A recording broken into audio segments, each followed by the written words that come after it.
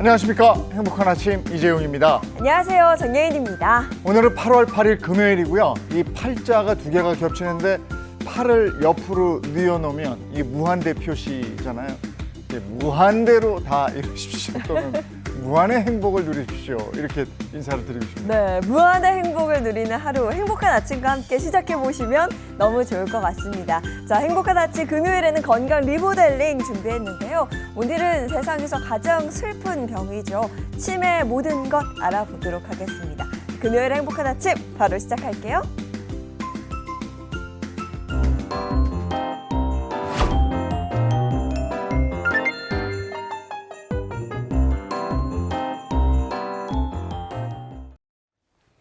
금요일 아침입니다. 이 금요일 아침에는 어떤 소식이 들어와 있을까요? 모닝픽부터 시작하겠습니다. 조현정 시사평론가와 함께하죠. 어서 오세요. 네, 안녕하세요. 네, 첫 번째 모닝픽 어떤 겁니까? 네, 첫 번째 모닝픽 탈모 걱정 끝입니다. 오. 나이 들수록 탈모 때문에 고민하시는 분들, 뭐 치료를 받거나 뭐 약을 드시는 분들도 굉장히 많은데 탈모 걱정 끝. 이거 정말 궁금한 소식입니다. 근데 제가 끝 이게 아니고 끝인가? 물음표. 끝일 수 있을까라는 거예요. 지금 뭐 한국의 탈모 인구 약 1,000만 명에 달합니다. 이 말인즉슨 우리나라 국민 중에 5명 중에 1명이 탈모인 셈이라는 건데요. 탈모는 암과 함께 인류가 아직 정복하지 못한 질병이라고 불릴 만큼 모발 이식을 제외하고는 사실 딱히 현실적인 치료법은 없는 것 같아요. 그런데 최근에 국내 자생식물인 보리밤 나무가 탈모 예방에 효과가 있다는 연구 결과가 나와서 주목받고 있습니다. 보리밤 나무는 우리나라 중부 이남 서해안과 울릉도, 제주도 등 바닷가 산지에서 자생하고요. 작은 가지에 은백색과 갈색, 별 모양 털이 특징인데요. 한방에서는 동조라는 한약재로 불리고 천식, 기침, 가래, 당뇨 증상 등의 약재로 활용돼 왔다고 합니다. 보리밤 나무라는 이름 자체도 굉장히 생소한데 옛날부터 한약재로 쓰였다. 야, 이게 실험을 통해서 뭐가 입증이 될 것 같은데 연구 결과가 어땠는지 구체적으로 좀 얘기해 주세요. 네, 이번에 이 보리밤 나무가요. 모유두 세포를 강화하는 효과가 나타났습니다. 근데 이 모유두 세포라는 건요. 모발의 성장과 발달에 아주 중요한 역할을 한다고 하는데요. 세포 실험에서 보리밤 나무 추출물을 10마이크로그램 농도로 처리를 했을 때 이 모유두 세포 활성이 150% 증가를 했고요. 30마이크로그램으로 늘렸을 때는 175% 증가한 것으로 확인했다고 합니다. 이번 연구 결과 피부 안전성 평가에서 무자극 등급을 받아서 원료의 안전성도 확보한 상태고요. 보리밤 나무 추출물을 함유한 앰플 시제품을 제작해서 활용성과 안전성까지 모두 검토했고 지금은 인체에 적용성을 입증하기 위해서 임상 효력 시험을 진행하고 있는 상황입니다. 지금 TV 보시는 분들 중에도 탈모 때문에 고민이신 분들은 뭐 보리밤 나무가 뭐 이러시는 분들 많이 계시는데 연구가 확실하게 활발하게 이루어져서 탈모인들 걱정을 딱 끊어줬으면 하는 바람도 있습니다. 자, 다음 픽은요. 네, 두 번째 모닝픽 반도체 100% 관세 부과입니다. 네, 도널드 트럼프 미국 대통령이 현지 시간으로 지난 6일이었죠. 반도체에 100% 관세를 부과하겠다 이런 이야기를 했는데 관련해서 자세히 좀 전해주시죠. 네, 트럼프 대통령은 반도체에 100% 관세를 부과할 거라고 얘기하면서 미국으로 들어오는 모든 직접 회로와 반도체가 부과 대상이라고 밝혔습니다. 다만 미국의 공장을 건설 중이거나 미국에서 반도체를 생산하기로 약속한 회사에는 관세가 부과되지 않는다는 조건을 걸었는데요. 사실 이거는 전형적인 트럼프식 전략입니다. 그러니까 관세가 사실은 1차 목적이 아니에요. 기다릴게, 시간 준다. 그러니까 미국의 공장 지어 이건데요. AP통신은 전자제품, 자동차, 가전제품 등 디지털 시대의 필수적인 물품들의 가격 상승으로 이어질 것으로 보인다는 우려를 내놨고요. 그러면서 또 기업들로부터 이렇게 미국 내 공장을 짓도록 유도하기 위한 전략이라고 분석을 했습니다. 그런데 반도체는 우리 얼마 전에 그 자동차 관세도 있었고 여기에다가 반도체가 우리 대미 수출 정말 효자 품목이라서 우리는 반도체에 끼치는 영향 이거는 주목하지 않을 수가 없습니다. 아니 다 끝난 줄 알았는데 네. 그것도 뭘 반도체 100% 이건 또 무슨 소린가. 15%로 끝난 줄 알았는데 네. 그럼 어쨌든 우리 기업들 피해가 없어야 되겠고 국가적으로도 좀 대응을 잘 해야 될 텐데 네, 네. 우리 정부는 어떤 입장입니까? 일단 대통령실은 우리 정부가 최혜국 대우를 약속받았다고 재차 확인하고 강조했습니다. 만약에 15%로 최혜국 세율이 정해진다면 우리도 15%를 받는다는 건데, 그런데 사실 중요한 거는 이거예요. 트럼프의 말이라는 게 뭐 하나 명확하거나 정확한 게 없습니다. 오늘 다르고 내일 다르고 아침에 이렇게 얘기했는데 저녁에 이렇게 얘기하고 그렇거든요. 그리고 실제로 우리처럼 그 상호관세 15% 협상한 나라들, 뭐 유럽연합, 일본 이런 쪽도 지금 혼란이 더 커지고 있어요. 미국하고 서로 말도 다 다르고 합의문도 없는 상황이고요.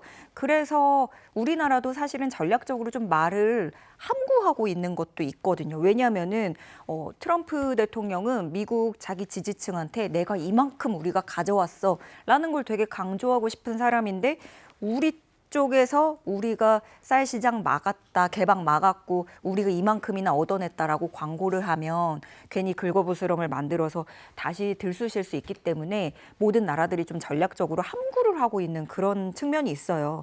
그리고 이 최혜국 대우 약속이라는 게 15%라고 한다고 하지만, 그렇다고 해도 미국이 전체적으로 그냥 일률적으로 엄청 높은 관세를 매길 수도 있는 거거든요. 그러면 최혜국 대우를 받은 나라도 높게 받게 되는 거고, 좀 그런 문제가 있어서 부담이 여전히 남아있는 상황입니다. 일단 지금 삼성전자는 텍사스주 테일러에 파운드리 공장을 짓고 있고, SK 하이닉스도 인디애나주의 인공지능 AI 메모리용 첨단 패키징 공장 건설을 준비하고 있는데요. 다만 양사 모두 이 메모리 생산 시설은 미국에 없는 상태라서 향후 관세가 어떻게 적용될지는 상황을 좀 더 지켜봐야 될 것 같습니다. 어쨌든 트럼프 대통령이 일주일 안팎으로 해서 이거 뭐 반도체 품목 관세에 대해서 발표할 거다 그러니까 네. 이건 또 봐야 되겠는데 얹잖아요. 계속 이러니까 그죠? 네. 이게 전 세계적으로 이게 뭔지 모르겠습니다. 자, 다음 모닝픽은요. 네, 세 번째 모닝픽, 사라지는 4인 가족입니다. 네, 4인 가족, 뭐 가장 전형적인 가족의 형태로 여겨졌죠. 엄마, 아빠, 그리고 자녀 둘. 근데 이 4인 가족이 사라지고 있다. 이게 어떻게 된 일일까요? 네, 말씀하신 대로 뭔가 기준치였어요. 우리가 전기요금 맞아요. 산정할 때도 그렇고 식비 계산할 때도 모든 통계들이나 계산이 4인 가구 기준으로도 나왔었고요. 그런데 이제는 이 말이 현실과 동떨어지고 있습니다. 부부와 자녀 2명으로 구성된 4인 가구 수가 처음으로 300만 가구 밑으로 떨어지게 된 건데요. 4인 가구 수는 2016년에 400만 선이 처음으로 무너졌고요. 2021년에 350만 가구 아래로 내려왔고, 또 4년여 만에 다시 300만 선까지도 무너지게 된 겁니다. 4인 가족의 기준이면서 유지죠, 유지. 둘이 네. 결혼했으니까 아이 둘을 낳은 유지예요. 근데 이게 깨져간다는 얘기인 것 같은데, 그러면 가구의 형태가 어떤 형태가 증가한다는 거예요? 네, 이렇게 4인 가구는 점점 사라지고 있고, 반면에 3인 이하 가구가 늘어나고 있습니다. 부모와 그러니까 엄마, 아빠, 그리고 자녀, 외동 하나 이렇게 있는 3인 가구 수가 406만 가구 넘어섰고요. 자녀 없는 맞벌이 부부죠. 딩크족을 포함한 2인 가구도 6월 말 기준으로 607만 가구 기록했습니다. 사실 주변에도 뭐 요즘에는 1인 가구가 굉장히 많잖아요. 지난해 3월에 1인 가구 수가 처음으로 1,000만 가구를 넘어서기도 했습니다.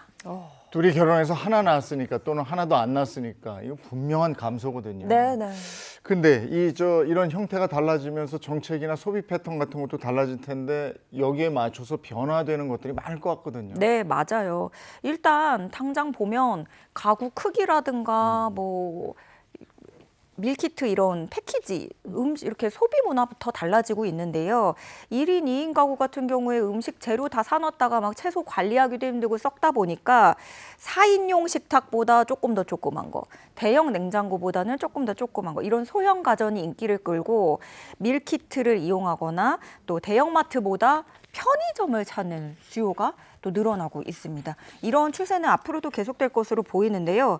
사실 이런 소비 패턴을 넘어서 우려의 목소리도 나오고 있습니다. 왜냐하면은 고독사라든가 돌봄 공백, 사회적 단절 이런 이슈로 이어질 수가 있으니까요. 이에 대해서 전문가들은 4인 가족 중심으로 설계되어 왔던 복지 정책이 이제는 앞으로 3인 이하 가구를 기준으로 연금, 복지, 노후 등등 문제를 보다 정교하게 다시 세밀하게 설계할 필요가 있다고 조언하고 있습니다. 채널 A에도 프로그램 제목이 4인용 식탁이 있는데 그렇죠. 맞아요. 그게 출연하시 3인용 식탁, 2인용 식탁으로 바뀌는 거 아닌가.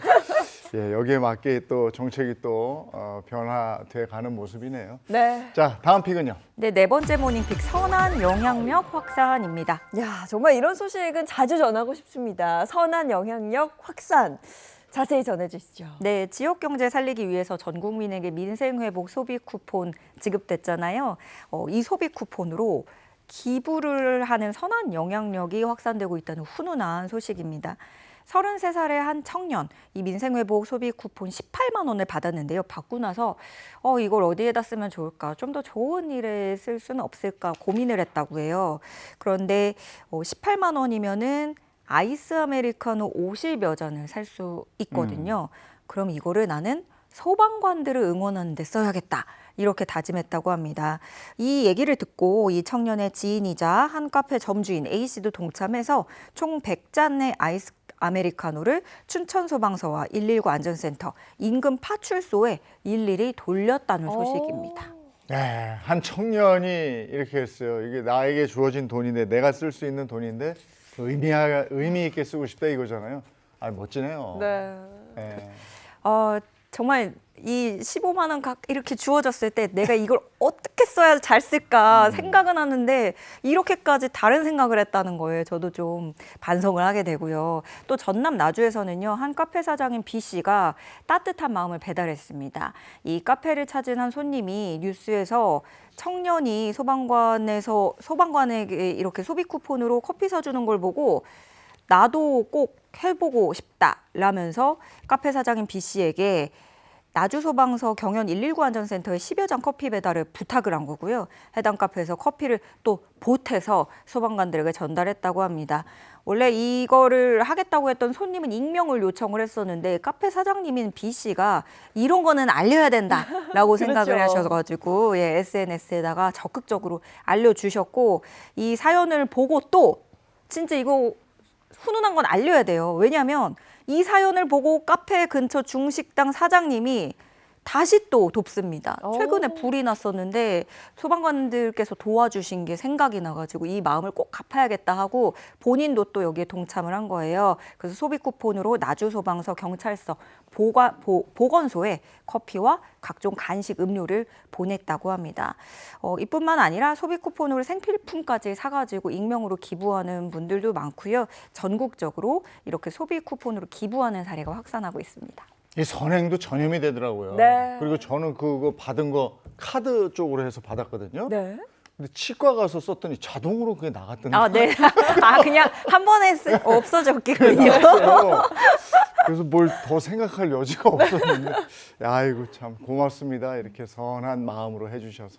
자, 여기까지 하죠. 조현정 시사평론가와 함께했습니다. 고맙습니다. 네, 고맙습니다. 네, 이어서 오늘 날씨 어떤지 알아보겠습니다. 문단영 기상캐스터 나와주세요. 네, 며칠간 내린 비로 극심했던 더위는 한풀 꺾였는데요. 아직까지 폭염주의보가 내려져 있는 남부지방을 중심으로는 한낮에 무덥겠습니다. 습도 높은 더위에 건강 잘 챙겨주셔야겠습니다. 오늘 전국은 대체로 막다가 차차 흐려집니다. 길게 비가 이어지고 있는 제주도는 최대 40mm 정도의 비가 더 내리겠고요. 한때 강원도와 경북을 중심으로 5에서 20mm 정도의 소나기가 지나겠습니다. 말복인 내일은 전국이 흐린 가운데 더위도 주춤하겠는데요. 다만 내일 새벽부터 남해안에 비가 시작돼 남부에는 강하고 많은 비가 일요일까지 이어지겠습니다. 주말 동안 예상되는 비의 양 보시면요. 전남에 많게는 150mm 이상, 전북과 경남 서부에 100mm 이상, 그 밖에도 30에서 80mm의 비가 남부에 집중됩니다.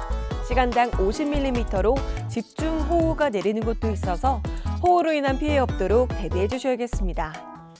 오늘 한낮 기온은 서울과 대전, 광주가 32도, 대구가 33도로 어제와 비슷하겠습니다.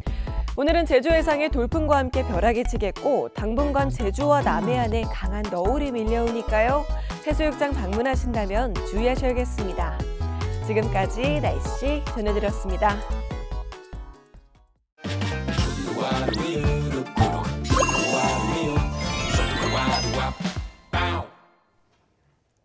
오늘 일어나서 뭐 좀 드셨습니까? 이 식보라고 그래서 먹는 게 보약이다 이러잖아요. 이게 뭘 먹어야 이게 우리 에너지로 가고 전체 대사를 활성화시키잖아요. 근데 뭘 잘 먹으려면 또 이 건강, 잇몸 건강 이게 중요하죠. 네, 맞습니다. 자, 그래서 오늘은 잇몸 질환의 정체부터 심한 통증으로 인해서 삶의 질까지 무너뜨린다는 허리 통증의 정체까지 알아보도록 하겠습니다. 올바른 건강 정보와 함께 우리 집 앞 의사의 진짜 이야기를 들어보는 최희의 닥터하우스 바로 보시죠.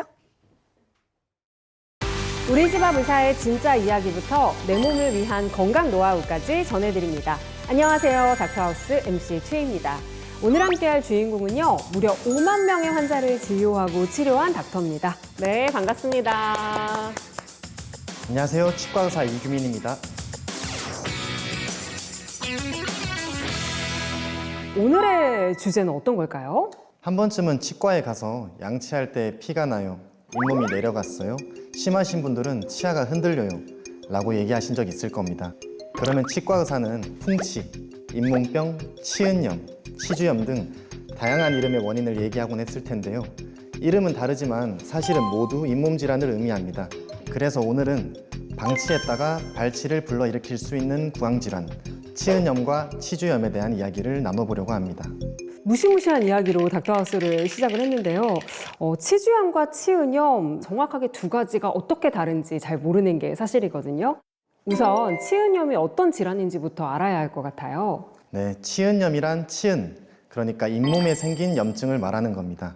염증이 잇몸에만 국한되어 있고 치아를 잡고 있는 치주 인대나 잇몸뼈에는 퍼지지 않은 상태로 비교적 가벼운 질환에 속하기 때문에 자칫 잘못해 방치하기가 쉬운 거죠. 네. 아마 많은 분들이 겪어보셨을 텐데 치은염이 생기면 보통 잇몸이 자극받아서 붉어지고요. 통증이 생깁니다. 무언가 먹을 때나 이 닦을 때 피가 나기도 하고요. 때로는 입냄새가 심해지기도 합니다. 치은염은 주로 구강 내 세균 때문에 생기는 거 아닌가요? 네, 맞습니다. 생리, 임신, 당뇨병 등 호르몬의 영향으로 치은염이 생길 수도 있고 고혈압 약이나 경구 피임약과 같은 약물에 의해서도 치은염이 생길 수 있습니다. 그 중에서도 가장 큰 원인은 구강 내 세균막인 치태라고 할 수 있습니다. 식사 후 양치질로 제거하지 못한 잔여물들이 끈적거리는 세균막의 형태인 치태가 되는데요. 침 속의 칼슘 성분과 합쳐지면 단단하게 굳어지면서 치석으로 변하게 되는데 이로 인해 잇몸과 치아 사이가 벌어지게 되고 또다시 침투한 세균으로 인해서 염증이 반복적으로 유발될 수가 있어요. 아, 계속해서 악순환이 생기는 거군요. 그럼 치주염은 치은염과 어떤 차이가 있나요? 치은염은 염증이 잇몸에만 국한되어 있고 치아를 둘러싼 인대나 잇몸뼈에는 퍼지지 않은 상태라고 말씀드렸죠. 여기서 염증이 제거되지 않은 채 방치되면 이에 따라 치아를 잡고 있는 뼈가 녹고 치아가 흔들리게 되는 것, 이를 치주염이라고 합니다. 많은 분들이 바람만 불어도 흔들린다, 네. 바람만 불면 시리다 해서 풍치로도 부르는 병이 바로 치주염입니다. 생각만 해도 너무 아플 것 같고 끔찍한데요. 치료 방법은 어떤 게 있을까요? 심각하지 않은 상태의 치은염일 때는 스케일링만으로 입속 세균을 제거함으로써 치은염을 치료할 수 있습니다. 치아의 바깥쪽 외부 표면에 붙은 치태나 치석을 제거하는 비교적 간단한 술식이고 19세 이상 대한민국 국민이라면 누구나 연 1회 건강보험 혜택으로 지원받을 수 있는 치료법이기도 해요. 만약 스케일링만으로 치료가 어려운 경우라면 추가적인 잇몸 치료를 받아야 할 수도 있습니다. 잇몸 치료의 정식 명칭은 치근 활택술인데요. 말 그대로 치아 뿌리를 매끈하게 만든다는 의미입니다. 치아 외부에 생긴 치석과 염증들이 스케일링과 같은 치료를 받지 않은 채 방치되면 치아 뿌리로 퍼지게 되는데요. 이런 경우 스케일링으로 치아 외부의 치석을 제거해야 될 뿐만 아니라 치아 뿌리에 있는 치석과 오염된 치아 조직까지 마취하고 제거하는 잇몸 치료가 필요하게 됩니다. 저 스케일링이나 잇몸 치료로 적절하게 치료가 되면 좋겠는데 치료하기 어려운 심각한 치주염일 때는 어떤 치료를 받아야 할까요? 치아를 지지하는 뼈들이 녹아내린 경우라면 결국 발치를 시행해야 할 수도 있습니다. 네. 이후 상실한 치아를 대신하여 잇몸뼈에 인공 고정체를 식립하는 임플란트 치료를 고려할 수 있는데요. 먼저 치아 뿌리를 대신할 임플란트 고정체인 나사를 잇몸뼈에 박게 됩니다. 이후 이 뿌리 역할을 하는 나사가 뼈에 고정되는 시간이 필요한데요. 사람마다 뼈의 단단함에 따라 3개월에서 길게는 1년 이상의 시간이 소요됩니다. 이후 고정된 나사에 치아의 머리 형태와 같은 보철물을 완성하는 것으로 임플란트 치료가 진행됩니다. 이 치주염과 치은염을 생활 속에서 예방하는 방법 어떤 게 있을까요? 식사 후 3분 이내에 3분 이상 잇몸과 치아를 부드럽게 문지르듯 양치해야 한다는 건 대부분 아시죠? 하지만 여기까지만 하고 구강 관리를 끝내는 분들이 많습니다. 맞아요. 그러나 우리 입속의 사각지대를 관리하기 위해선 치간 칫솔을 꼭 사용하라고 권해드리고 싶어요. 맞닿는 잇몸이 만드는 이 삼각형을 청소하는 것이 가장 중요하거든요. 그런데 이 삼각형의 크기가 사람마다 다르고 또 치아마다 다르기 때문에 올바른 크기의 치간 칫솔을 사용하는 것이 중요합니다. 네, 치간 칫솔까지 완벽하게 사용해 주시는 건 잊지 않으셨으면 좋겠습니다. 자, 마지막으로 닥터하우스 공식 질문 드릴게요. 이규민 닥터님이 꿈꾸는 목표는 무엇인가요? 저는 어릴 때 내 가족 중에 치과 의사가 있으면 얼마나 좋을까라고 생각한 적이 있습니다. 우리 가족의 구강 건강을 책임져 줄 수 있는 믿음직스러운 주치의가 있었으면 했거든요.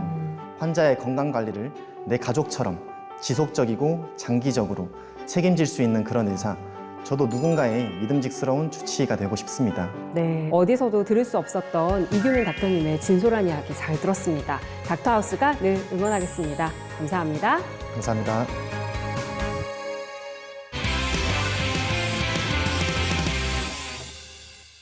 함께할 오늘의 두 번째 주인공은요, 무려 10만 명의 환자를 진료하고 치료한 닥터입니다.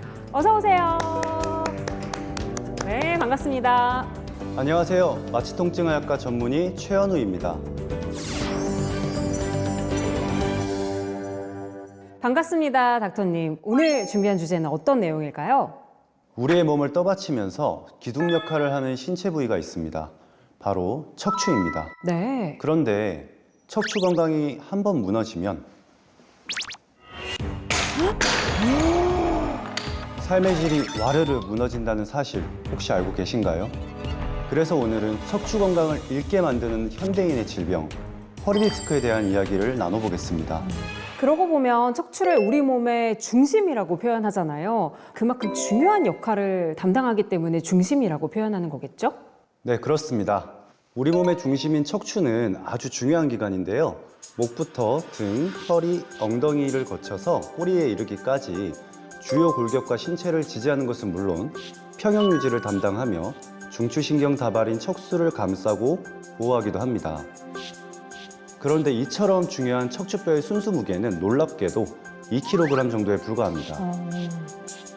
고작 이 정도의 무게로 나머지 내 몸무게를 지탱하는 겁니다.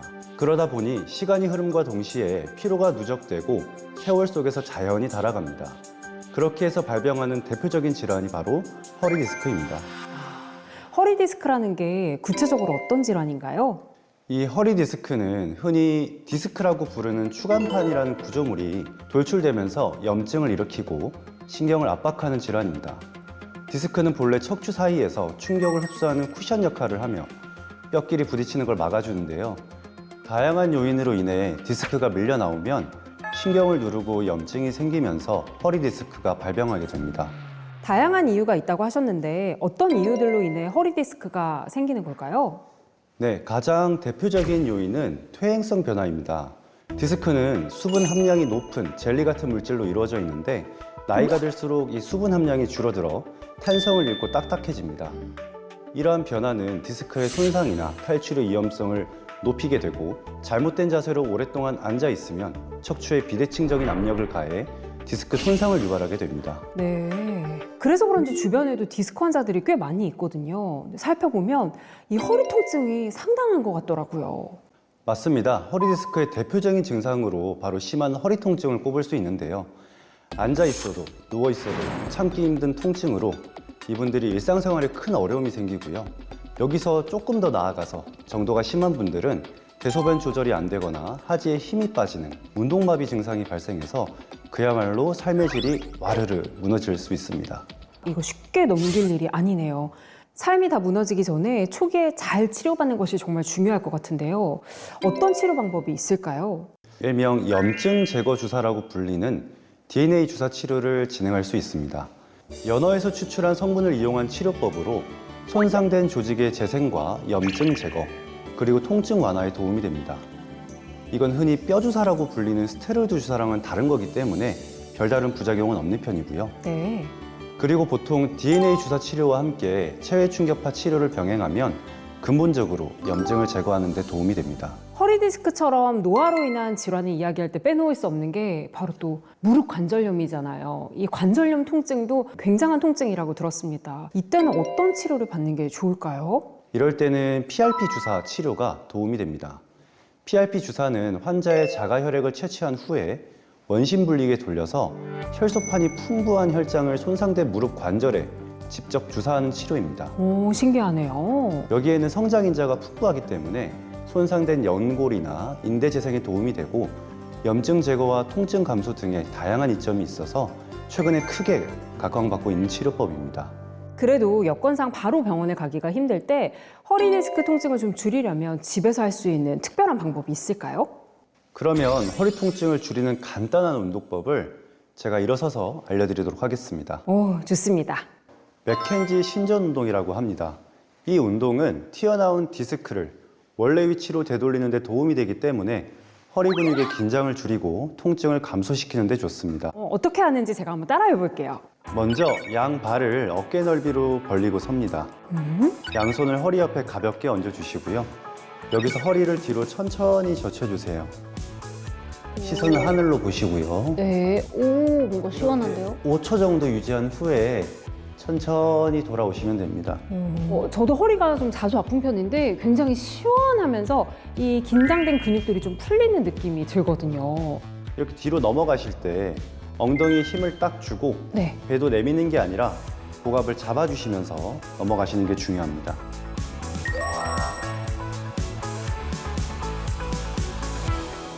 자, 마지막으로 닥터하우스 공식 질문 드리겠습니다. 최원우 닥터님이 꿈꾸는 목표는 무엇인가요? 사람은 언제, 어디서, 어떻게 아프게 될지 모릅니다.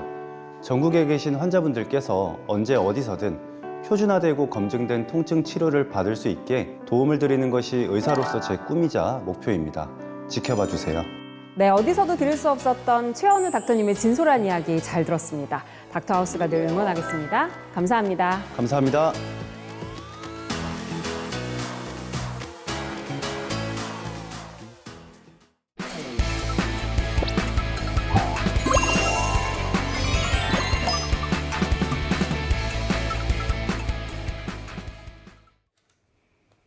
행복한 아침 함께하고 계신 지금 시각이 7시 58분을 넘어섰습니다. 자, 이제 본격적으로 건강 한번 챙겨보겠습니다. 건강 리모델링 시간입니다. 네, 오늘 함께할 분들부터 소개해드리겠습니다. 민혜영 가정의학과 전문의, 양경 소화기내과 전문의, 개그우먼 이경 씨 함께합니다. 어서 오세요.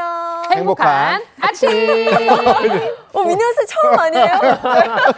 이것만 대기실에서 엄청 연습하셨어요. 아, 그래요? 오늘은 뭐예요? 아, 좋습니다. 자, 그리고 사실 뇌 건강하면 이분이거든요. 오늘 주인공이기도 합니다. 장민욱 선생님 소개합니다. 어서 오세요. 네, 안녕하세요. 네, 반갑습니다. 그리고 올해가 이제 오늘이 8월 8일이에요. 네, 시간 빠르죠. 2025년 정말 빨리 가는데 8월 8일 이 시점에서 올해 가장 기억나는 게 뭐가 있습니까? 저희 아무래도 여행이지 않을까 싶은데 전 남편하고 여행 갈 때 좀 특이하게 가요. 지도를 딱 펼쳐놓잖아요. 그 다음에 괜찮을 것 같은 곳을 그냥 딱 찍어요. 그래서 거기를 막 확대를 해요. 근데 거기 배도 들어가고 사람도 사네? 그러면 그냥 진짜 거기를 가는데 올해 금오도라는 섬을 사실 저 경험해봤는데 너무 아름답고 비렁길도 잘 돼 있고 너무 행복한 순간이었어요. 보거를 한 20마리 잡았어요. 아, 진짜요? 야. 해변에서 낚시찌를 던졌는데 20마리가 잡히는 야, 거예요. 뭐 지상 진짜 낙원이죠. 강렬한 기억이다. 그러니까 아니, 저도 뭐 여행 이런 거 얘기하고 싶은데 네. 저는 대선이요. 우리는 대선 아닙니까? 아, 여러분? 그러네요. 아, 그렇다. 대한민국 내가 졌다. 국민으로서 그러네. 네. 예. 아무리 생각해도 대선입니다. 오늘은 저 장민욱 선생님이 저기에 서 계신 게 힌트인데요. 이 뇌 전문가잖아요. 네. 그 뇌에 대한 얘기할 건데 너무나 그 주변도 슬프고 본인도 슬프고 우리나라 사람들이 제일 무서워하는 질환이 암보다도 1위가 치매랍니다. 맞아. 네, 오늘 네. 치매에 대한 얘기를 할 텐데 환자 수는 계속 증가하고 있고 네, 그렇죠. 네, 그게 좀 문제죠. 이제 주로는 65세 이상의 노년층에 발발을 하잖아요. 근데 이 치매가요, 국내에서는 암이나 뇌졸중, 심장병에 이어서 주요 4대 주요 사망 원인으로 꼽히는 질환이거든요. 이제 그만큼 많은 분들이 걸리고 계시다라는 뜻인데 현재 국내 치매 환자가 100만 명을 넘어섰다라고 합니다. 어머나. 이 말인즉슨 65세 이상 노인 10명 중에 1명은 치매에 걸렸다라고 볼 수도 있는데요. 이제 더 큰 문제는 여기서 그치지 않고 치매 환자 수가 점차 늘어날 전망이라는 거죠. 그래서 2039년도에는 2만 명을 넘어설 것으로 예상을 하고 있고요. 2050년도가 되면 270에서 한 300만 명 정도가 될 것으로 추측하고 있습니다. 저 갑자기 좀 궁금한 게 생겼는데 치매 환자분들한테 좀 유독 위험한 계절이 있을까요? 예, 있습니다. 사실 바로 지금입니다. 이렇게 폭우와 폭염이 반복되는 이 여름철이 특히 이 치매 환자분들에게 굉장히 안 좋은, 굉장히 위험한 그런 시기인데요. 이렇게 무더위, 또 아주 높은 습도, 그리고 또 저기압 이런 것들이 이 치매 환자들의 뇌 상태, 뇌 기능을 악화시키는 그런 요인으로 꼽히고 있고요. 또 이렇게 폭우 막 이런 것들이 그런 환경들이 급격하게 바뀌게 되면은 이 공간이나 시간을 이렇게 인식하는 능력인 진압력, 이 진압력이 굉장히 떨어질 수가 있기 때문에 이런 여름철이 굉장히 치매 환자들한테 위험할 수 있습니다. 또 그리고 실제로 치매 환자분들의 이 실종 사고들이 좀 빈번하잖아요. 네. 특히 이 실종 사고가 여름철에, 이 더운 여름철에 굉장히 많이 집중되어 있습니다. 어머. 추운 겨울철에 비해서 이 여름철이 평균 67% 높은 것으로 밝혀져 있고요. 또 봄과 가을에 비해서도 이 실종 사고의 보호가 200에서 300건 정도 높은 것으로 알려져 있습니다. 그러니까 이 치매 환자분들 그리고 치매 환자들 가족분들은 정말 이 더운 여름 특히 더 주의하셔야 합니다. 네. 자, 그러면 지금부터는 신경과 전문의 장민욱 주치의와 함께 이 치매에 대한 원인, 예방법까지 한번 확실하게 알아보도록 하겠습니다. 장민욱 선생님 부탁합니다. 네, 고맙습니다. 치매하면은 일단 그 정의부터 좀 알아야 되겠는데요. 먼저 기억력을 포함해서 진압력이나 판단력 등의 여러 가지 종류의 인지력이 종합적으로 떨어져 있는 상황입니다. 그래서 이런 것들이 떨어져서 일상생활에 지장을 주고 있을 때 저희는 치매라고 진단을 하게 되는데요. 근데 이 치매라고 진단을 내릴 때 그 원인에 따라서 한 70여 가지로 분류를 하기도 하죠. 자, 그중에서 가장 많은 원인 4가지를 오늘 짚어드릴 건데요. 이 4가지 중에 하나라도 이제 해당이 되면은 치매로 이제 발전될 가능성이 95% 이상이라고 보시면 되겠습니다. 그 중에 첫 번째 치매 원인 바로 알츠하이머 치매입니다. 가장 많은 원인을 차지하고 있기도 하죠. 이 알츠하이머 병에 의해서 발생하는 치매는 뇌에 베타 아밀로이드라고 하는 이 비정상적인 단백질이 쌓이게 되는데요. 이 비정상적인 단백질이 쌓이다가 나중에 세포의 기능을 상실하면 타우 단백질이라는 것도 쌓입니다. 그래서 뇌에 이 베타 아밀로이드 단백질과 타우 단백질이 쌓이면서 뇌에 있는 여러 가지 신경세포나 시냅스가 서로 엉키면서 망가지게 되는 병을 이제 이렇게 알츠하이머 병에 의한 치매다라고 부릅니다. 자, 그런데 이렇게 알츠하이머 병에 의한 치매가 생기면 베타 아밀로이드가 뇌의 전반적인 부분에 쌓이는 것이 일반적인 현상이지만 그중에서도 특히 전두엽이나 측두엽의 안쪽 끝에 자리 잡고 있는 해마라고 하는 부분에 베타 아밀로이드가 많이 쌓이게 됩니다. 이 전두엽이 하는 일들이 주로 사고력과 관련된 부분이나 주의력이나 집중력과 관련된 부분이 많기 때문에 그런 부분의 기능이 떨어지고 또 측두엽 안쪽에 해마에서 베타 아밀로이드가 많이 쌓이게 되면 바로 기억력이 감퇴되게 되는 거죠. 그래서 알츠하이머 병의 초기에는 이런 사고력이나 진압력이 떨어지면서 기억력까지 같이 나빠지는 형태로 주로 나타나지만 이것이 전반적으로 계속 진행이 되면 베타 아밀로이드가 뇌 전체적으로 다 쌓이기 때문에 나중에는 감정 변화가 심해진다거나 성격 장애 같은 것들이 나타나기도 하고 또 수면 장애가 나타나서 갑자기 낮에 잠을 주무시는 등 비정상적인 행동 패턴들이 나타나기도 합니다.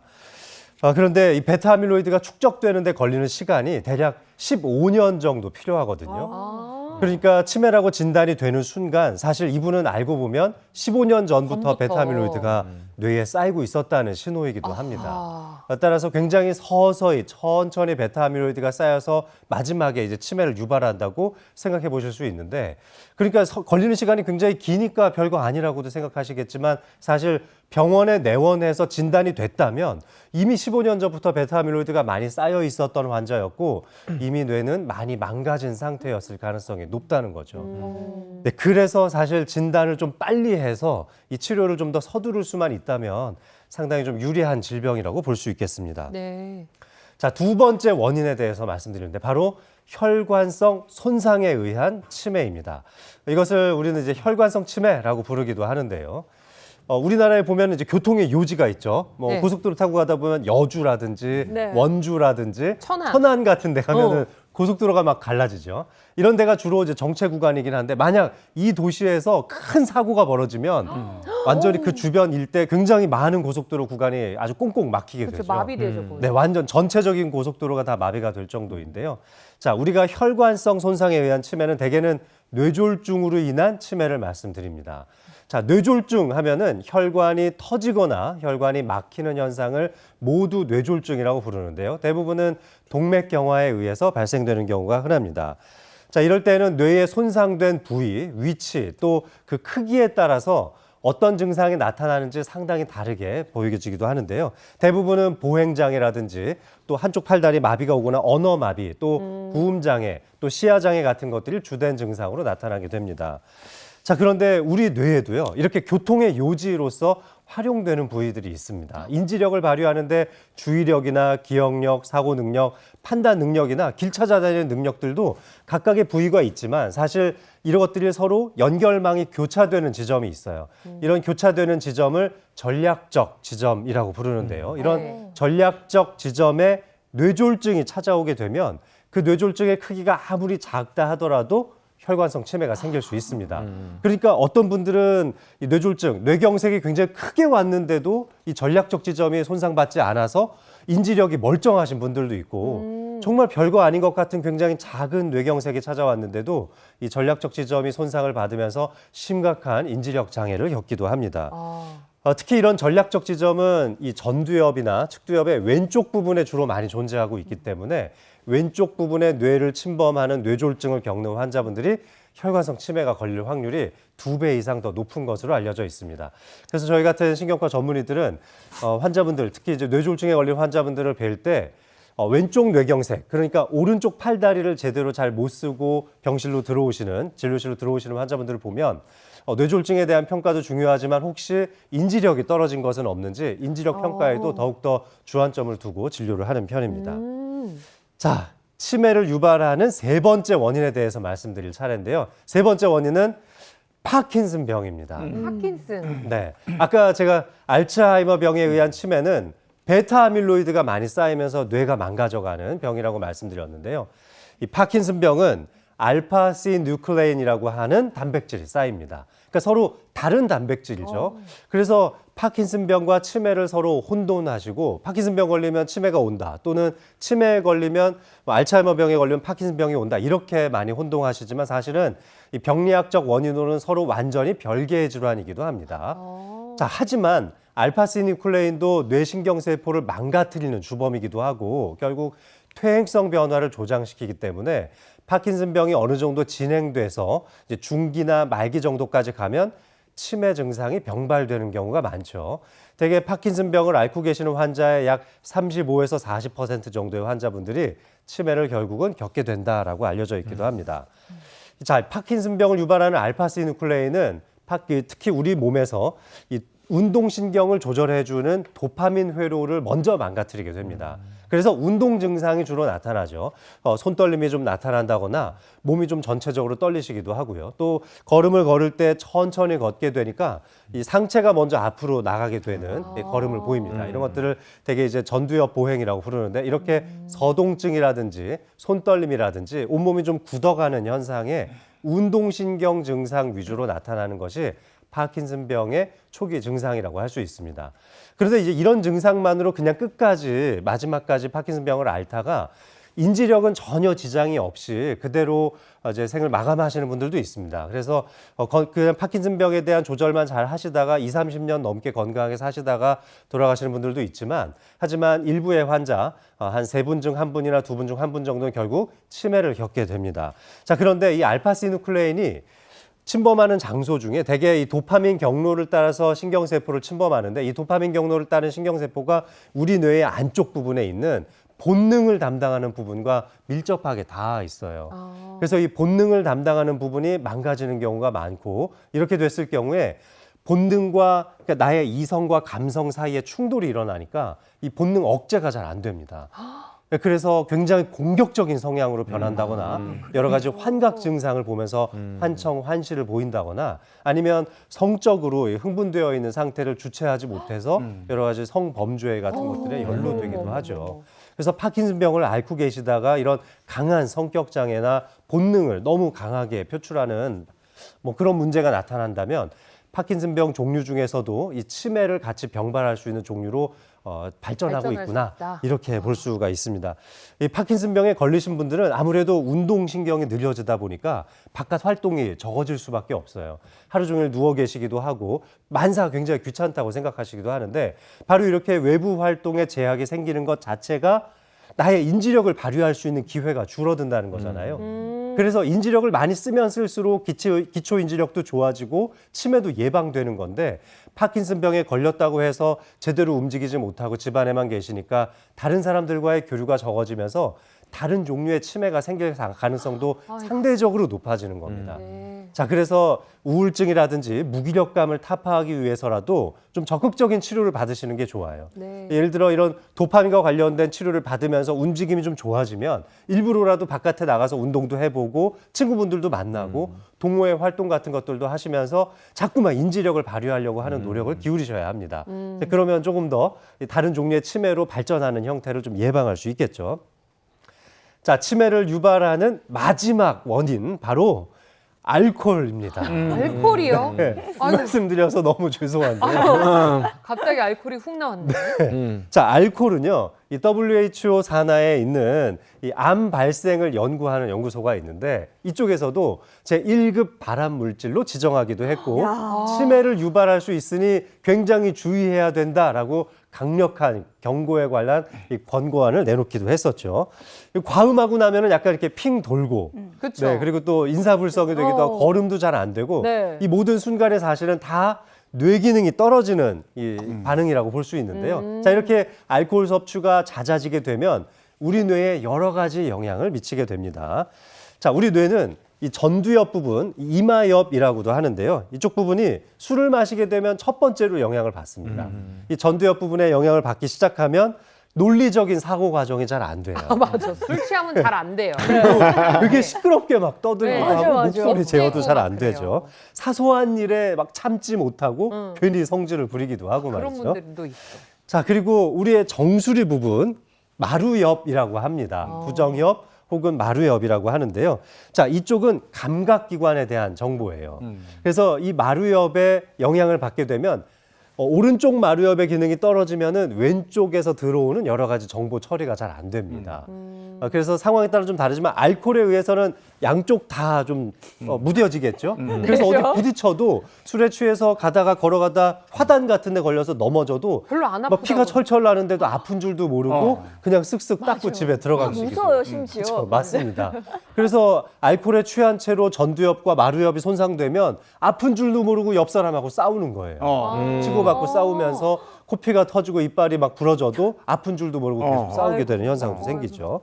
자, 그 다음에 언어 능력과 관련된 부분이 두 군데 있는데 바로 베르니케 영역이라는 겁니다. 이 베르니케 영역이 손상되거나 기능이 떨어지면 다른 사람이 하는 말이 소음처럼 들려요. 우리가 프랑스 파리에 가서 사람들이 떠들고 있는 말을 듣는다고 생각해 보세요. 다 소음처럼 들리겠죠. 그쵸, 언어처럼 그쵸. 들리질 않잖아요. 뭔 소리인지 모르니까. 그럼. 그런 느낌처럼 다른 사람의 대화가 들린다는 거죠. 또 이제 브로카 영역이라는 부분이 있습니다. 저 브로카 영역 부분에 문제가 생기면은 내 말을 표현할 수가 없어요. 맞아. 단어가 잘 단어가 생각이 안 떠오르지가 않아요. 그래서 굉장히 술에 취해 있을 때 그거 저거 이렇게 네. 말씀하셨던 경험이 날 텐데 그런 증상들도 생길 수 있습니다. 이뿐만 아니라 안쪽 깊은 곳에 있는 변연계 부분에 이 억제 능력이 떨어지게 되면 변연계의 기능이 떨어지게 되면 성적으로 또 많이 흥분한 아까 제가 파킨슨병에서 언급했던 바로 저 부위가 문제를 일으킬 수도 있습니다. 또 마지막으로 손해 쪽에 이 뒷부분인데요. 손해 쪽에 문제를 일으키면 보행 균형 장애가 잘 안 맞아서 넘어지기도 하고요.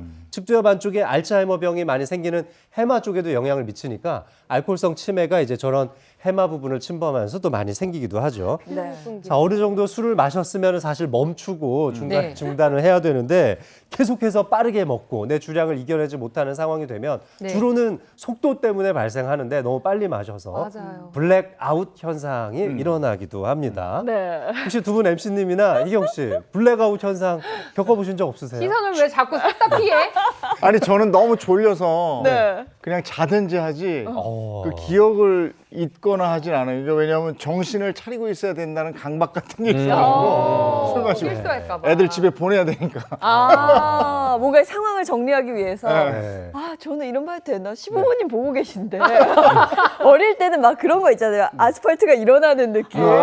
근데 다음날, 내가 언제 넘어졌지? 막 상처도 뭐 모르고. 집에 와 있고. 집에 와 있고. 네. 이미 다, 그런 경험 있죠. 저는 오히려 20대 때는 그런 현상이 없었는데 30대 후반 넘어가니까 네.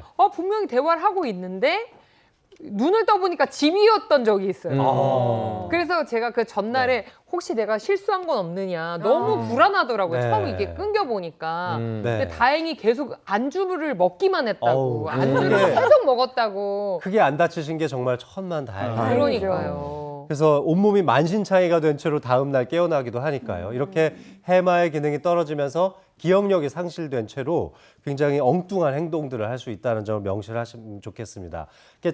잦은 음주, 또 굉장히 빠른 속도로 젊은 시절에 음주가 좀 많으셨던 분들이 나이가 들어서 결국은 이제 알코올성 치매가 오는 분들이 있는데요. 대기업에서 임원까지 하시고 은퇴 시점을 지나서 70대가 돼서 저한테 오신 분이 있었어요. 이분이 젊을 때 승승장구하면서 임원까지 승진을 하게 됐는데 55세가 되면서 술을 딱 끊었다는 거죠. 그러니까 자기가 벌써 술 끊은 지 15년이나 됐는지 왜 나한테 알코올성 치매가 왔느냐 이렇게 질문을 하신 분이 있었는데요. 그때 당시에 마셨던 술들에 의해서 뇌신경 세포가 서서히 망가져가고 있었다는 걸 몰랐던 겁니다. 바로 전두엽이 약해지면서 뇌가 점점 쪼그라들게 되면 뇌 안쪽에 빈 공간이 넓어지는 뇌실이 확장되는 현상. 그래서 뇌수두증이 발생할 가능성도 매우 높습니다. 그래서 제가 뇌수두증이 있었고 젊은 시절 너무 많이 드셨던 술에 대한 대가를 이렇게 치르고 계신다는 슬픈 진단을 해드린 바도 있습니다. 그래서 여러분들도 조금 더 절주하는 습관, 네. 건강한 음주를 하는 습관을 좀 가지셨으면 좋겠습니다. 네. 자, 그리고 또 많은 분들이 궁금해하시는 부분이 있어서. 네. 자, 많은 분들이 사실 너 그럼 왜 나한테 치매가 걸리는 거야? 그럼 이렇게 종류를 알겠는데 그럼 어떨 때 치매가 잘 걸리느냐? 자, 치매에 걸리는 원인 4가지 종류에 대해서 말씀을 좀 드릴까 하는데요. 자, 첫 번째 바로 가족력이 있는 경우에 문제가 될 수 있습니다. 맞아요. 위험하구나. 자, 이 가족력이 있는 경우 아무래도 유전적인 요인을 영향을 받는다고 알 수가 있겠는데요. 한 부모 연구에 따르면 한쪽 부모가 치매를 가지고 있는 경우에 나도 치매에 걸릴 수 있는 확률이 약 47% 정도 증가한다고 알려져 있고 만약 나의 부모가 알츠하이머 치매를 겪고 있다면 72%까지 증가한다고 알려져 있습니다. 대개 유전력을 10%로 보고 있으니까요. 만약에 부모님께서 이 알츠하이머 병을 가지고 계시다면 한 17에서 18% 정도로 위험률이 높아진다고 보실 수가 있게 되겠죠. 자, 두 번째, 65세 이상의 고령인 경우에 이제 당연히 생길 수 있겠죠. 65세 이상 인구가 지난 이제 2024년 연말에 1,000만 명을 돌파했습니다. 자, 그런데 우리나라에서 치매 통계 자료에 따라 약간 다르지만 65세 이상 노인 인구 중에서 현재 100만 명 가까이 치매라고 진단이 돼 있으니까 10명 중 1명이 치매라는 진단을 받기도 한 거죠.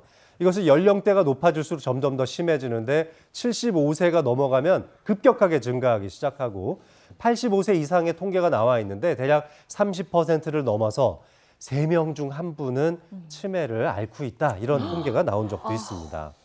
자, 세 번째 좀 억울한 통계인데요. 여성인 경우에 치매 발병률이 높아진다고 알려져 있습니다. 억울해요. 자, 알츠하이머 치매가 이제 전체 치매 환자의 약 70%, 60-70%를 담당하는데 알츠하이머 치매만 따로 떼어놓고 보더라도 여성이 차지하고 있는 비율이 70%라는 연구 결과가 있습니다. 아무래도 여성이 좀 더 오래 살게 되고 기대 수명도 높다 보니까 남성에 비해서 2배 정도 높은 발병률을 가지고 있다는 건데요. 또 한 가지 특징은 여성이 이제 갱년기 또 폐경을 겪으면서 나의 뇌신경 세포를 보호해주던 에스트로겐 호르몬이 더 이상 발휘를 못하면서 이제 신경 퇴행성 변화가 좀 더 가속화된다라는 원인도 지적받고 있습니다.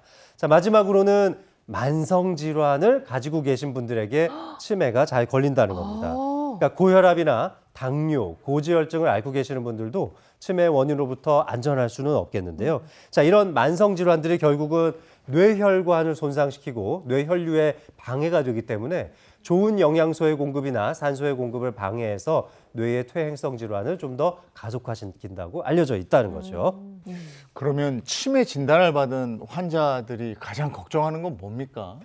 아무래도 이제 가족분들이 걱정하시는 거는 결국은 내가 언제까지 이 어머니 아버지를 우리 가족이 그렇다면 내가 언제까지 이 치매에 걸린 분을 그냥 독립적으로 생활을 해도 될까? 언제부터 내가 모셔야 할까? 이런 부분들 언제부터냐라는 걸 상당히 많이 여쭤보시는데요. 네. 저는 이제 가급적이면 그 시간을 좀 뒤로 미룰 수 있도록 시간을 많이 연장하는 걸 추천을 드리고 있습니다.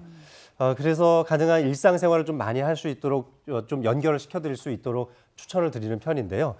그 다음에 중요한 게요. 길을 잃어버려서 네. 그래서 맞아요. 파출소에 이거 위험해. 신고되시는 경우가 많아요. 네. 그래서 이제 치매 진단을 받게 되면 가족분들이 좀 빨리 모시고 가셔서 이 시간이나 공간에 대한 개념이 좀 빨리 사라지시는 분들이 있는데 지문 등록하실 수 있거든요. 그래서 파출소 같은 데 가시면 지문 등록을 다 해주세요. 그래서 발견이 됐을 때 이렇게 지문을 채취를 해보면 치매에 걸린 분이니까 집으로 좀 빨리 모실 수 있도록 집에 연락처라든지 이런 것들이 자동으로 다 기록을 남길 수가 있습니다. 네. 다행이다. 그런 조치를 좀 취해 놓으시면 저는 상당히 좋을 것 같고 또 지역마다 이 보건소에서 함께 연계되어 있는 치매 안심센터라는 곳이 있거든요.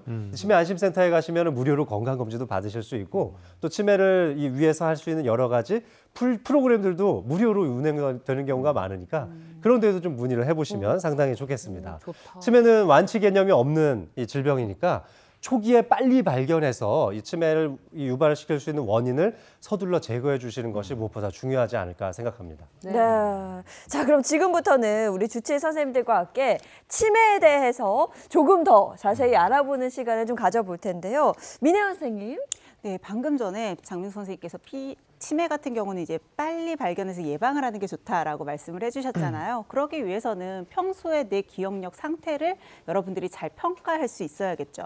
그래서 실제로 치매 예방과 진단을 위해서 굉장히 다양한 척도 검사들이 많이 개발이 되어 있습니다. 그중에서도 오늘 좀 소개를 해드리려고 하는 건 중앙치매센터 홈페이지에서도 찾아볼 수 있는 척도인데요. 주관적 기억 감퇴 설문을 한번 해보시면 좋을 것 같아요. 네. 검사 항목이 총 14개인데 굉장히 간단합니다. 각각 항목에 예 또는 아니요로만 답하시면 되거든요. 그래서 제가 오늘 준비를 했으니까 시청자 여러분들도 함께 체크해 보시면 좋을 것 같아요. 자, 첫 번째, 네, 아니요로 체크해 주시면 됩니다. 네. 첫 번째, 자신의 기억력에 문제가 있다고 생각하십니까?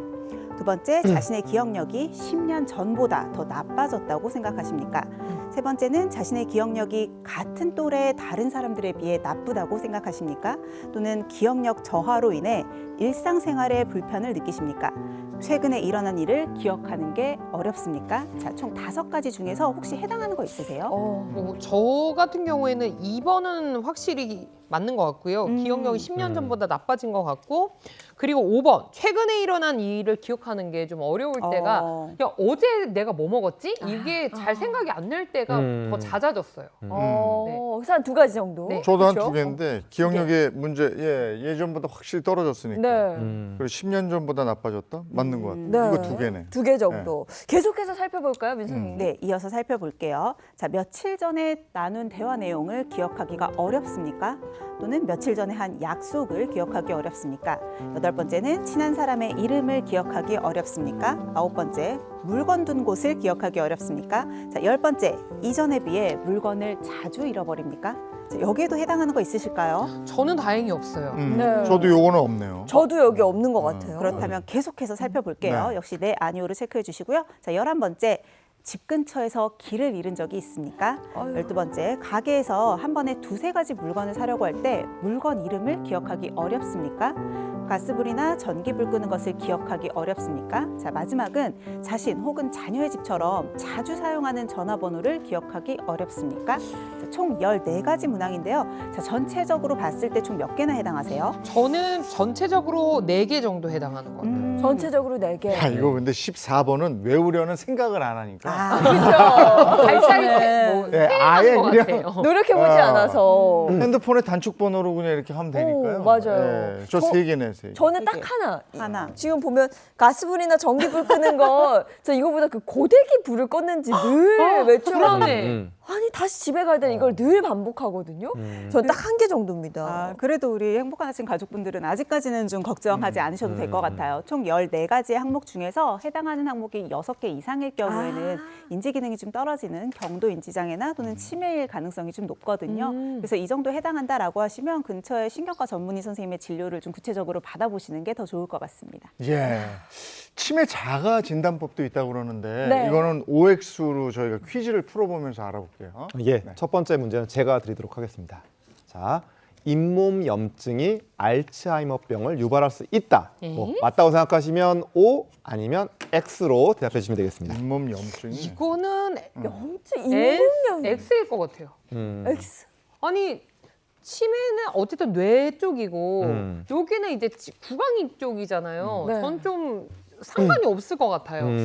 그래서 X. 이재용 아나운서는 O. 저는 하거든요? 오. 여기니까 여기에 가까워서. 가까워서. 오. 타고 뭔가 올라갈 수 아, 난 있어요. 이걸 멀다고 생각했는데 여기 있는 가까워. 염증이나 균이? 균이 여기로 갈 수도 있겠다. 영향을 미칠 수 어, 있겠다. 있겠다. 오. 저도 O 그러면. 오. 나는 X. X. 굉장히 논리적인 접근이라고 생각이 듭니다. 예, 왜냐하면 그 연관이 좀 있습니다. 정답이 그래요? O인데요. 자, 피가 나고 염증이 생긴 잇몸 사이로 방금 말씀하셨던 유해 박테리아가 침투를 해서 이 염증을 일으키게 되면은 이것이 알츠하이머병을 유발할 수 있습니다. 이 경증에서 좀 진행한 이 중등도의 이 치매 환자 60여 분을 60명을 대상으로 한 연구 결과에서도요. 이 치주염이 인지 기능 저하를 6배 이상 높인다고 하는 그런 보고가 있습니다. 또 이 대만에 있는 이 치매 환자분들 대상으로 한 그런 연구도 있는데요. 10년 이상 이 만성적인 치주 질환을 앓은 환자분들은 알츠하이머 위험성이 1.7배 더 증가한다고 보고된 바가 있습니다. 자, 이 외에도 이 치주염이 좀 심해지면 치아 상실을 일으키죠. 그러니까 이가 다 빠져버리게 되잖아요. 네. 그러면 잘 씹지를 못하게 되고 그렇게 되면은 이게 뇌 혈류 흐름에도 문제를 일으켜서요. 뇌 대사와 이 신경 활동에도 영향을 미칠 수가 있습니다. 이것이 바로 이제 인지 기능 저하와 연결이 되는 것이죠. 자, 이렇게 인지 기능이 떨어지게 되면 거꾸로 생각해 보시면 뭐 양치질을 한다든지 잇몸을 잘 관리한다든지 이런 것들이 또 어려워지는 이런 악순환에 빠지게 되니까 이 치주염 이런 것들이 치매에 연관이 되고 이런 것들을 잘 예방하시고 치료하는 것이 정말 중요하다고 말씀드릴 수 있겠습니다. 네. 다음 문제는 제가 드릴게요. 부부 중에 한 명이 치매일 때 나머지 한 명, 이 상대방이 치매에 걸릴 위험이 낮다. 맞으면 O, 틀리면 X. 이거 낮은 게 이거? 아니라 저는 높지. 아예 이거 아예 X지. 저는 아예 없을 것 같아요. 이 사랑은 하지만 유전자가 같은 건 아니잖아요. 아, 야, 오다. 나도 그랬어. 저도. 저는 부부가 한 사람이 치매면은 이렇게 치매도 잘 걸린다는 얘기를 들어서. 그래, 아, 영향을 치매가 줘요? 옮지는 않지. 유전적인 요인이 있다 그쵸, 그랬지. 저도. 부부는 어쨌든 남남이잖아요. 나 이거 안 옮을 것 같은데. 의견이 좀 팽팽하신데 정답은 X입니다. 네, 유전으로 되는 건 아니지만 사실 여러 가지 그 연구들을 좀 근거로 봤을 때는 부부 중 한 명이 치매일 때 상대가 치매에 걸릴 확률이 상대적으로 더 높다라고 밝혀져 있거든요. 실제로 부부 동반 치매 자체도 좀 많이 늘어나고 있는 추세이고요. 국내에서 한 연구에서도 60세 이상의 한국인 부부 784쌍을 대상으로 총 11가지의 치매 관련된 인자들을 2년마다 반복해서 추적 검사를 진행을 했다라고 해요. 자, 그런데 치매 진단을 받은 배우자를 둔 노인이 그렇지 않은 노인에 비해서 치매 걸릴 확률이 2배가량 더 높다는 것으로 나타났습니다. 아무래도 이것도 이제 인지 기능과 영향이 되는 게 유전적이라기보다는 치매 걸린 배우자를 계속해서 간병하는 과정에서 사회생활을 하지 않게 되고 신체 활동도 더 덜하게 되잖아요. 자, 이런 것들이 치매 걸릴 확률을 좀 더 높이는 게 아닐까라고 예측하고 있습니다. 네.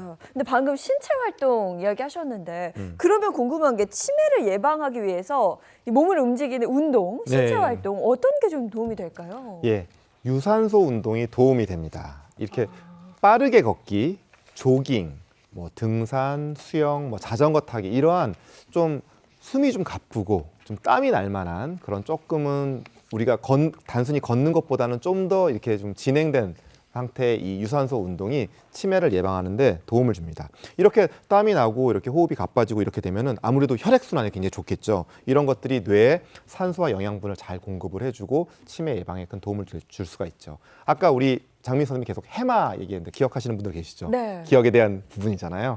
이 부분이 유산소 운동을 굉장히 꾸준히 하게 되면은 이 뇌 중장년층에서 뇌 해마의 크기가 약간 커질 수 있다고 합니다. 그러니까 꾸준한 이 유산소 운동으로 치매 예방하시는 것 꼭 기억하시기 바랍니다. 자, 운동을 계속 하다 보면은 우리 뇌, 뉴런이라고 하는 것들이 계속 활발하게 활동을 하기 시작하는데요. 그래서 뉴런과 에어로빅을 합친 뉴로빅. 그리고 우리나라에서는 좋다. 뇌와 에어로빅을 합친 뇌로빅. 뇌로빅. 네. 자, 오늘 뇌로빅 동작 한 4개 정도 알려드릴까 합니다. 첫 번째, 재밌겠다. 자, 노래에 맞춰서 박수 한번 쳐보시면 좋을 것 같은데요. 노래는 우리 나비야 아시죠? 네. 자, 여기서 니은이 나올 때 손뼉을 쳐주시면 되겠습니다. 자, 다 같이 한번 시작해 볼까요? 자, 시작. 나비야 나비야 이리 날아오너라 노란 나비 나비 춤을 추며 오너라. 아, 이거 어렵다 생각보다. 아, 내가 좋아하는 트로트나 맞습니다. 뭐 다른 가요에 맞춰서 특정 자음을 정해놓고 손뼉 박수 그러네. 한번 쳐보시면 좋을 것 같네요. 우리 다 틀린 것 같아요. 재밌는 노란 다 받침에도 니은이 다 들어가요. 노란 나비 흰 나비 너무 어렵다. 자, 그 다음에 좀 워밍업 되셨으면은 자, 이번에는요 노래 부르면서 지폐 세는 거 한번 해볼 텐데 제가 그래서 MC님하고 이기경 씨께 네 돈을 웬 좀 돈을 좀 처방을 네 나도 같이 이거 오늘 드렸거든요. 보너스인 줄 알았는데. 자, 제가 이제 몇 장 드렸는지는 말씀 안 드릴 텐데요. 네. 우리 학교 종이 땡땡땡에 맞춰서 노래 한번 부르면서 한번 지폐 좀 세볼까요? 그러면 저는 네. 제가 선곡해도 될까요? 아, 그래요? 좋습니다. 그럼 저는 본인 딱 좋아하는 생각한 노래로 한번 노래가 해볼게요. 바로 있어요. 자, 그럼 볼까요? 희경 씨 먼저부터 시작. 야, 내 나이가 어때? 저 때문에 사랑의 애. 거기까지. 아. 자, 몇 장인가요? 20장이요? 양경 선생님 한번 세보시겠어요? 아, 네, 제가 해보겠습니다. 네. 자, 하나, 둘, 셋, 넷, 다섯, 여섯, 일곱, 여덟, 아홉, 열, 좋아. 열하나, 열둘, 열세, 열네, 열다, 열여, 열이고, 열여덟, 열아홉, 스물한 장. 저 스물이나 스물한 장. 네, 한 장 틀렸지만 잘하셨습니다. 어때요? 해보니까 되게 집중되죠? 이거 집중이 확 되고 정말 뇌로빅이 되는 것 같아요. 그러면 이재용 근데 MC님. 노래를 하면서 어떻게 이걸 써요? 학교 종이 땡땡. 네. 자, 한번 해보시겠어요? 자, 시작. 학교 종이 땡땡땡 어서 모이자. 선생님이 우리를 기다리신다. 자, 거기까지. 네, 좋습니다. 얼마인가요? 25장인가요? 오. 정확히 예인 해주세요. MC가 한번 제가 한번 알아봐 주시겠어요? 네. 자, 하나, 둘, 셋, 넷, 다섯, 여섯, 일곱, 여덟, 아홉, 열, 열하나, 열둘, 열세, 열네, 열다, 열여, 열일곱, 열여덟, 열아홉, 스물, 스물하나, 스물둘, 스물셋, 스물넷, 스물다, 스물여섯. 야. 근데 하다 보니까 그게 잘하시네. 있어. 학교 종이 박자로 이렇게 하면 돼. 네, 자, 이게 돈에 대한 애착이 강하신 분들이 함께 게임이 되겠습니다. 그래도 굉장히 잘하셨는데 네. 해보니까 정말 정신이 하나도 없죠. 네. 여러 가지 뇌 기능을 동시에 사용할 수 있는 재미난 뇌로빅 동작입니다. 재밌다. 뭐 집에서 한번 가족분들께 해보면 좋을 것 같아요. 자, 이번에는 몸을 좀 쓰는 뇌로빅을 한번 보여드릴 건데요. 네. 희경 씨 또 재용 MC님 앞에 나오셔서 한번 같이 한번 해볼까요? 몸을 쓰는 뇌로빅이라면 이렇게 네. 머리를 돌리는 건가요? 네, 한번 써보시죠. 아유 어지러워라. 자, 이번에 손을 가지고 해볼 건데요. 네. 검지손가락 하나씩 이렇게 한번 뻗어보시고요. 네. 자, 검지손가락을 뻗은 상태에서 오른손으로, 그러니까 왼손 먼저 해볼까요? 왼손으로는 이렇게 시계, 네, 반대 방향으로 네, 이렇게 돌려주세요. 그래서 앞뒤로 이렇게 크게 원을 그려주는 겁니다. 앞뒤로. 네, 좋습니다. 자, 그러면 오른손으로는 반대로 원을 한번 그려볼까요? 반대로. 안쪽으로 돌아오게 하는 건데요. 네. 자, 설마 대충 같이 하라고 아시겠죠? 그러지 자, 이제 않겠지? 동시에 해보는 거. 오, 네. 오, 잘하시는데요? 네. 잠깐만. 저 동시에 한번 해볼게요. 네, 좋아요. 네. 자, 어떤가요? 네. 반대로? 와, 이재용 MC님 너무 잘하시는데요? 아니 이게 저 보트 노저일 이건 때 이렇게. 네. 아, 그렇죠. 이렇게 아, 많이 이렇게? 접죠. 방향 바꿀 때 이렇게 네. 많이 접죠. 네. 다리가 같이 나. 네. 근데 이게 다리까지 이렇게 하면 어떻게 되는 건가요? 자, 이렇게 내가 원치 않는 방향. 사실은 이거 저 방향을 좀 바꾸면요. 사실 같은 방향으로 돌리고 있는 거거든요. 같은 방향으로 돌리고 있는 건데 이제 조금씩 위치를 바꿔가면은 이제 이렇게 되는 거죠. 네. 그래서 연습을 한번 해보시면 좋을 것 같고. 네. 자, 그다음에 네 번째 뇌로빅 동작 하나 알려드릴게요. 자, 한쪽은 주먹을 쥐고요. 네. 한쪽은 이렇게 보자기 한번 해보세요. 자, 이렇게 해서 한쪽 손은 손가락을 하나씩 펼 거고요. 아 이거 네. 어렵다. 오, 한쪽은 어렵겠다. 손가락을 하나씩 접을 겁니다. 네. 자, 아, 시작해 이거 안 볼까요? 돼. 자, 하나, 하나, 둘, 셋, 넷, 넷, 다섯. 반대로 한번 가볼까요? 하나, 둘, 둘, 셋, 셋, 넷, 다섯. 오, 피아노 좀 치셨나 봐요. 왼손에서 끝났습니다. 자, 이렇게 양쪽을 좀 다른 방식으로 사용하는 뇌로빅 동작 집에서 가족분들끼리 많이 해보시면 좋을 것 같습니다. 네, 너무 재밌었어요. 잘 배워봤습니다. 네. 아, 야, 이거 재밌는데요? 네. 집에서 한번 해보시면 재밌다. 좋을 것 같고. 자, 이렇게 치매 예방 동작들, 뇌로빅 배워봤는데, 그러면 선생님, 이 외에 어떤 걸 좀 하면 또 도움이 될지. 치매 환자분들께 제가 이제 예방법으로 많이 알려드리는 건 역시 이제 건강한 식생활이기도 하지만 사실 운동을 많이 하셔야 되잖아요. 아하. 근데 내가 좋아하는 운동을 해야 돼요. 내가 하기도 싫은 운동을 억지로 하는 건 전혀 도움이 되지 않습니다. 그러니까 헬스장에 가서 30분간 열심히 운동하는 것보다는 되게 기분 좋지만 편안하게 산책하는 게 더 좋을 수도 있습니다. 내가 좋아하는 운동을 한 번씩 권해보시면 좋을 것 같습니다. 네. 민혜 선생님. 또 하나는 잘 주무시는 게 중요합니다. 맞아요. 불면증이 실제로 기억력을 떨어뜨리거든요. 그래서 치매 예방을 위해서는 잘 주무셔야 되는데 많은 분들이 잘 자려면 소음을 꺼야 된다라고 생각하시는데 핑크 소음은 오히려 도움이 돼요. 핑크 소음이 어떤 거냐면 일정한 속도로 내리는 빗소리나 아니면 파도 소리 같은 거 있죠. 그러니까 일정한 주파수가 있으면서 나를 좀 심박을 안정화시킬 수 있는 소리들은 오히려 도움이 될 수 있고요. 실제로 이런 소음을 들려줬을 때 깊은 수면까지 도달하는 경우도 45% 이상 더 늘어났고 참가자들의 75%가 객관적 말고 주관적으로도 더 잘 잤다라고 했다고 하니까 실제로 여러분들이 잠을 자는데 조금 어렵다면 오히려 약간 생각을 바꿔서 핑크 소음을 좀 틀어놓고 이런 걸로 인해서 깊은 수면을 유도하시면 기억력 향상에도 더 도움이 될 것 같습니다. 네. 그리고 양경 선생님. 예, 일기 쓰는 거 굉장히 중요합니다. 일기라는 걸 쓰려고 생각해 보면 아침에 눈 뜰 때부터 잠들기 직전까지를 다 기억을 해야 되거든요. 젊은 사람들도 쉽지 않습니다. 생각해 보면 뭐 먹었는지 누구 만났는지. 맞아요. 그런데 이렇게 계속 연습을 하시다 보면 특히나 펜을 직접 잡고 쓰는 연습을 해보시면서 이 기억력 향상에 큰 도움을 받을 수 있으실 겁니다. 오늘도 저희가 처음에 시작하면서 8월 8일인데 오늘이 그동안 있었던 일 중에 뭐가 제일 기억나나요? 라고 물어봤잖아요. 네. 그래서 저희도 한번 정리해 보게 되더라고요. 맞아요. 뭐가 있나? 그 대선밖에 없었다. 워낙 강렬해서. 예, 오늘 뇌 건강, 치매에 대한 얘기 집중적으로 나눠봤습니다. 고맙습니다. 고맙습니다. 네, 어제가 입추였는데요. 절기가 정말 신기한 게 딱 이렇게 입추 지나니까 날이 좀 풀리는 듯한 느낌이 들어요. 어제 밤에 잠도 잘 잤거든요. 오늘 날씨 어떨지 궁금합니다. 문다현 기상캐스터 나와주세요. 네, 현재 서울의 하늘은 맑게 드러나 있습니다. 지난밤에 서울은 열대야를 벗어나면서 23.9도로 출발했고요. 현재 기온은 25.4도를 보이고 있는데요.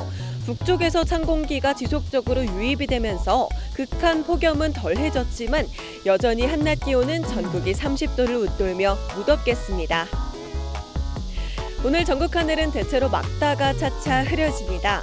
길게 비가 이어지고 있는 제주에는 최대 40mm 정도의 비가 더 내리겠고요. 강원과 경북에는 최대 20mm 정도의 소나기가 한때 지나겠습니다. 말복인 내일은 전국이 흐린 가운데 더위도 주춤하겠습니다. 다만 내일 새벽부터 남해안에 비가 시작되면서 주말 내내 남부에는 강하고 많은 양의 비가 집중되겠는데요.